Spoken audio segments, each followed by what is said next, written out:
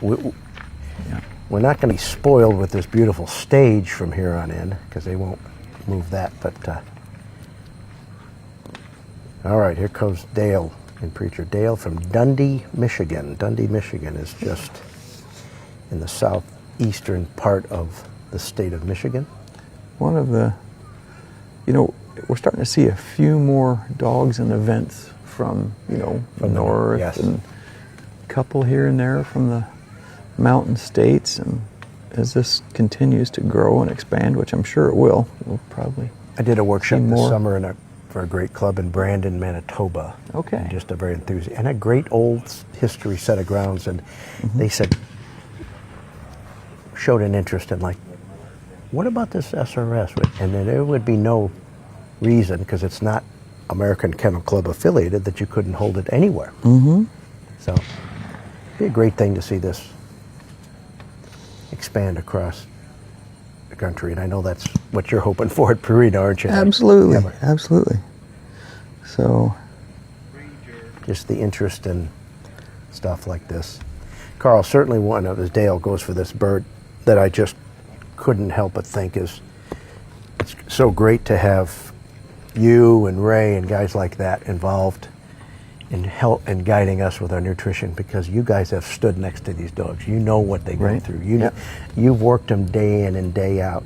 You've seen what's worked and what hasn't, and now you have a better understanding of how to fuel them and what to do. And that just, for me, that just gives me all the confidence in the world that we're getting the advice we need for these canine athletes. Well, it's been fun to go to work for Purina after all those years of training, and then learn more about the nutrition side and understand why it works, and what the importance is of it. So. Well, you've got great nutritional scientists, but you also have people like yourself that have been on the front lines. Being able to say, this is what we go through day in and day out.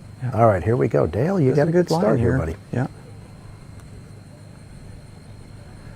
There's that bend, though. Good. Oh. Well, it's this next move. Mm-hmm. Unfortunately, that's a little more downhill here. Yeah. Wind just shifted a little bit in our face. Well, there isn't any doubt at all that dry gun has had a strong influence on this dog, and it draws him right into valley of death. But some dogs have sorted it out. Yeah, and more lately have figured it out. This morning they couldn't figure it out, and yesterday afternoon they couldn't figure it out, but, well, there's the move that gets hard. Yeah. How do you recover from... And what do you handle? He's going to handle to the left. And now it's hard to get that right one again.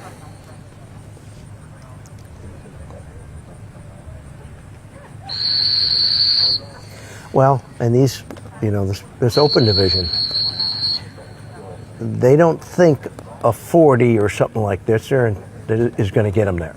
Right. So they got to hit a home run. To the next series. Now, I don't know that, but I think that's what their thoughts are. Yeah.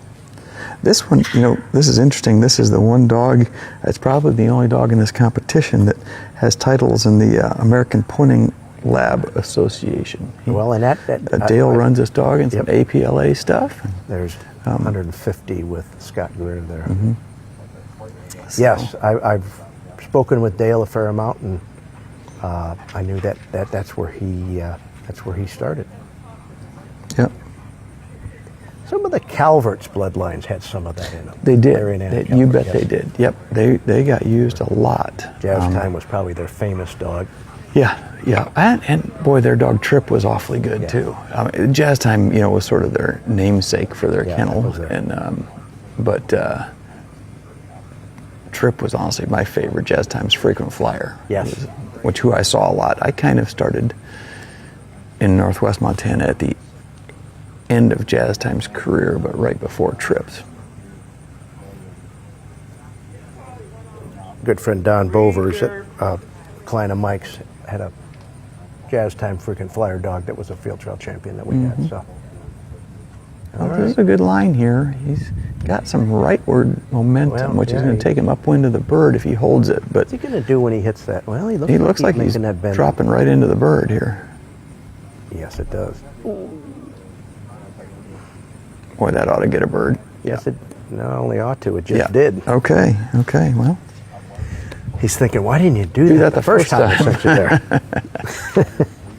well, and you know, for that dog to be able to take that line again and make a different decision off the same line, you know, that's Yeah, that's what. some savvy. Damn right, it's savvy. Yep. So.